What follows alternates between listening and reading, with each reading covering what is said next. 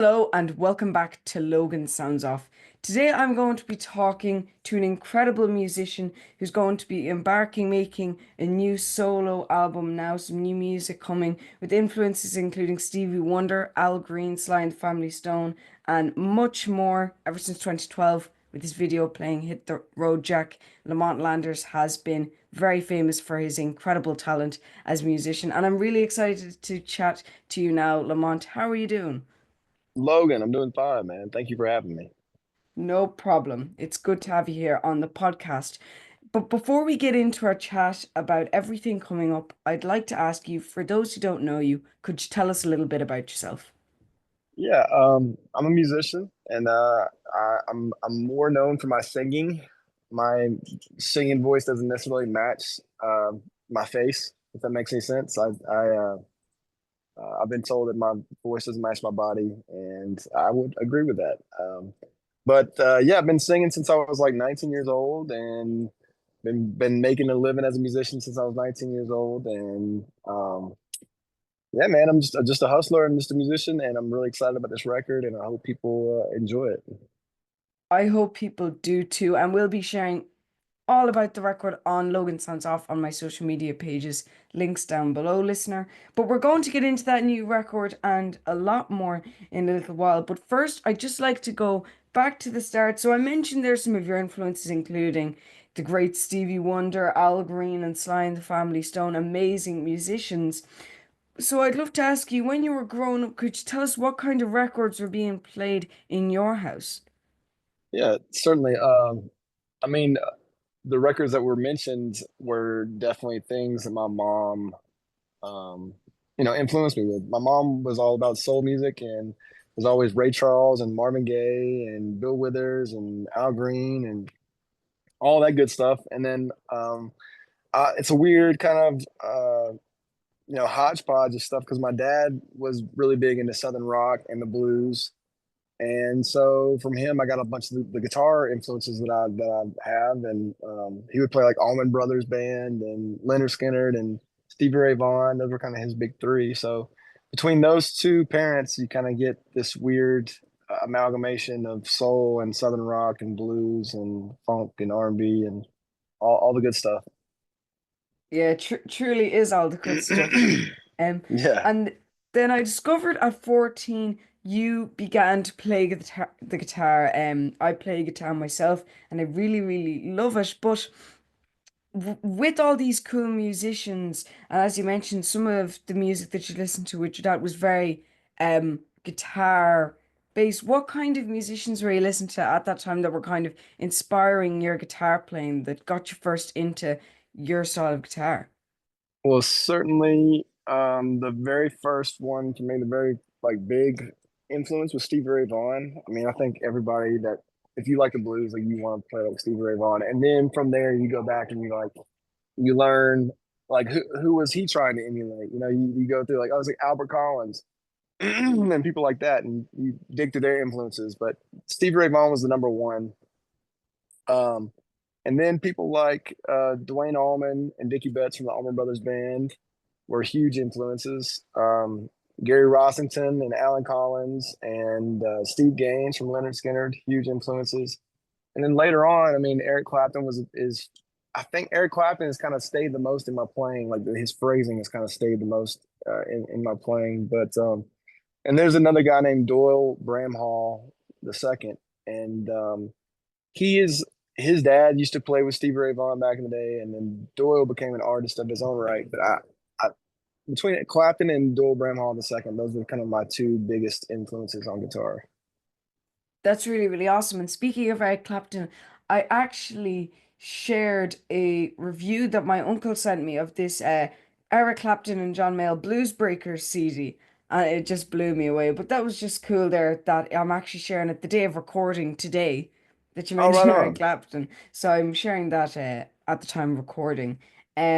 So they're from playing guitar and all these fantastic influences. As you mentioned, there are a lot of blues, and one of the greatest blues tracks ever, and is well known by a lot of people, is "Hit the Road Jack." And your sister recorded you a video of you playing that in 2012, and it went viral very, very quickly. What was your reaction to seeing all these views clock up really, really fast. Oh man, that was my first experience with anything like that, and it blew my mind because at the time I was, like fresh out of high school, real young, and I wasn't necessarily known in high school as a musician or a singer, and I never really kind of um, gotten that response before. Uh, Honestly, that video kind of propelled me into doing what I'm doing now because I hadn't really sang in front of an audience before like that, and I was in a band, but I was just playing guitar, not really singing. And then that video came out, and all these comments were being like, "Oh man, what a great voice, amazing singer." And I had never considered myself to be a singer. I was a guitar player. And, from that moment on, I started singing out and then started doing solo shows out on my own. And then I got my own band together where I was the front man. And that video kind of launched everything. And the comments, the feeling is, it's surreal. It just doesn't even make sense. It still doesn't make sense when I see like, 100,000 views or a million views. It's just like, it's crazy. It's insane. It's really, really awesome though to see those kind of comments coming in. And it's really, really awesome to see where you went from that video, Hit the Road Jack, to performing on America's Got Talent. So before we Yeah. get into the actual performance, how did this come about, this whole very important event in your life? Excuse me. As far as the America's Got Talent thing, or okay, America's well Got. those things, it's funny, man. To be honest, I had done some other shows prior to that, and it's all just through the YouTube stuff. Like, they'd seen a YouTube clip, and so they would reach out through email or whatever method they did, social media or whatever it was. But like, so I'd done the very first thing I ever did was a show called The X Factor, and that was, I think they have it, and I don't know if they have it in Ireland or not. I know it was a big thing in the UK, but yeah, it's another Simon Cowell type show, and I did that one when I was like 19 or 20, and they just reached out and asked if you want to come do it, and so I agreed, and I've done a couple of those before the America's Got Talent thing, and they don't air. They usually air if you're like really really bad, they'll air it for sure, and if you're really really good, they'll air it for sure. But at the time, I would just say I was so. I wasn't like amazing, and I wasn't like terrible, so they didn't air those performances. But then once you kind of get into doing one of those shows, then you're like on a Rolodex of people, and the other shows will call you to come do stuff. If that makes any sense. Oh, no, no, no. I can totally understand that, and I know the X Factor, and that's it. That's really, really interesting, though. I didn't know that, and that's really, really cool. And when you mentioned there going in front of playing on YouTube to playing in front of a lot of people at America's Got Talent, it's pretty big difference. How did you find performing on stage? Were you a bit nervous going on, or Oh, did of you course. just really breeze through it? No, no, no, no. There have been some that it seems like I've breezed through, but no, it's always a nerve-wracking thing to get up and sing in front of a bunch of people that you don't know and camera crews and stuff like that. I mean, the thought goes through your head like, what if my voice cracks immediately? And then like, just things like that. You're just constantly worried about. And the thing is like it's not like you just get there the day of and it's like, all right, let's go do it. Boom, you show up and you're immediately on stage.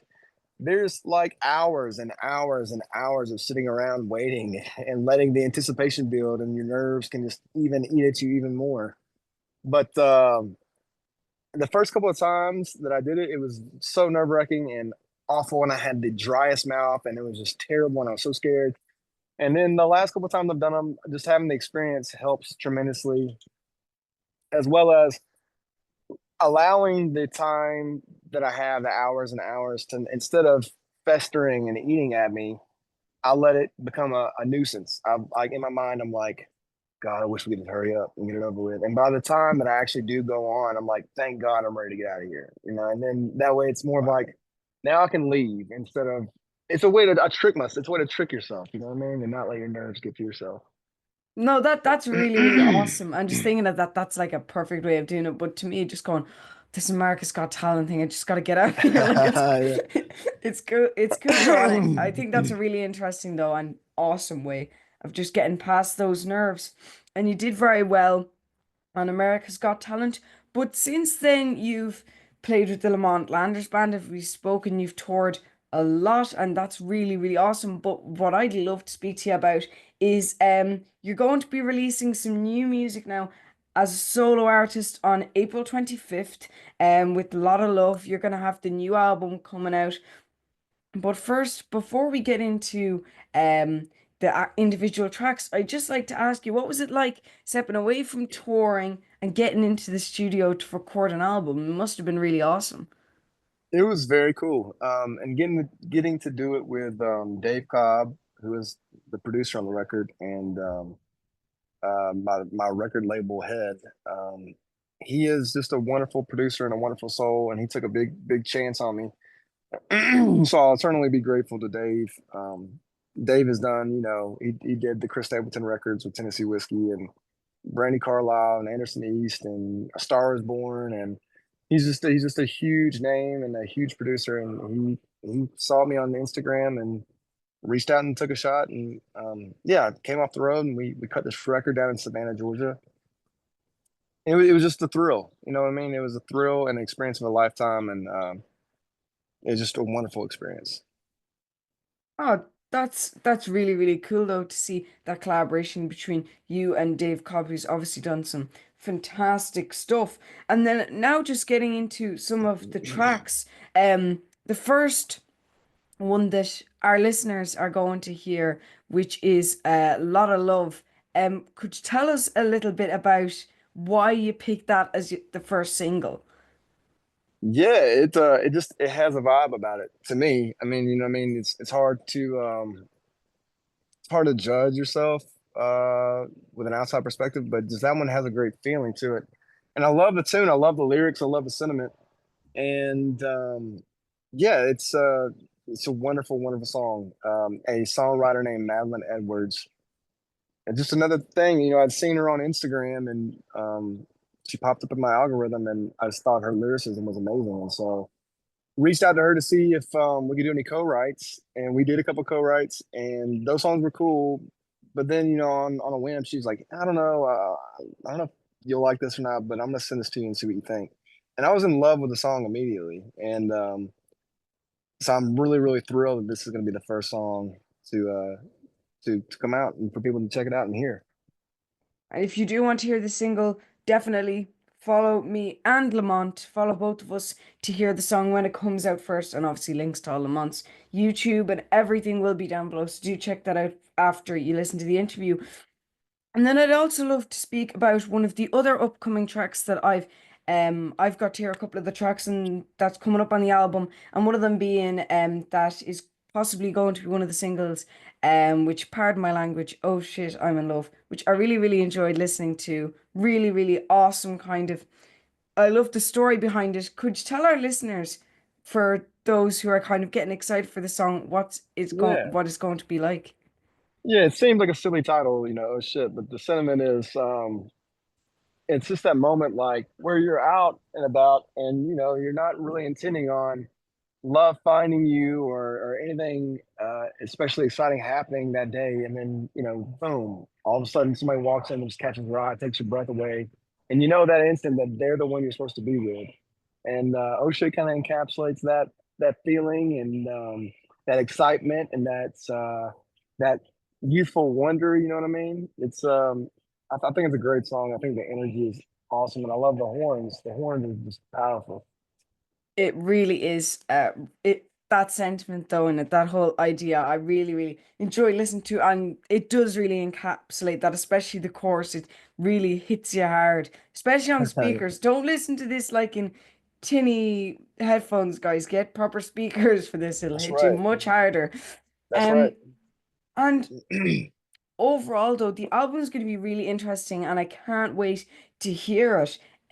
But speaking about the album now, the upcoming music, I'd love to ask you as my final question for you. Obviously, massive music fan, and you've got a very cool taste. I wanted to ask you, do you have any people who you've been listening to? Could be old classics or could be new that you'd like to give a shout out that you've been really enjoying the music of lately? Yeah. I think there's a couple that are newer artists. and I hate to be the old guy being like, well, that's pretty hip, but McGee. I'm sure you're aware of McGee. Oh yeah, of course. Two Star Yeah, and the Dream Police. What a great record. man, he's just I think he's just a breath of fresh air to guitar playing into music. And the sad thing is that now that he's done it, it can't be done again. And then now everybody wants to do that sound, but it's like I was so excited. He came up with something novel and new and play guitar in a different way, and he's just cool. He's just authentically cool. A lot of people try to be cool, but he's like badass, and he doesn't have to try. He just is cool. So Yeah. him. There's a rapper out of the UK named Lil Sims, and I think she's amazing. I think she's like the just regardless of gender, she's like top five alive rappers today. I think she is that good. And she collaborates with another girl from the UK named Cleo Soul, and I think she's amazing as well. So I think those are my three newer artists, although they're not necessarily new, but I think within the last 5, 10 years, that's the coolest people that I'm listening to. Oh, th those are really class picks, and I must check them out. I know Little Sims. I've been hearing a ton. I think she's new music coming out. I'm sure So she's I think she does. I must check that now because now hearing it from you, Lamont, it kind of solidifies oh that idea of I need to check her out. But yeah, it's worth a listen. yeah, I'll definitely check her out. And if you want to listen to any of Lamont's recommendations, links will be down below, listener. So definitely check them out. So that was my last question, Lamont. I loved speaking to you about your fantastic career and the new record. I'm very excited to hear it, and it was great to speak about some of the tracks as well, which when they are released, I will be sharing about on social media, and Lamont will too. So follow us both there. But Lamont, I want to thank you so much for coming on to the podcast. I really appreciate you being here, and it's been great to chat to you about all the music. Logan, thank you so much, man. Thank you. No problem, Lamont. I'll chat to you soon. All right, bye bye. Bye.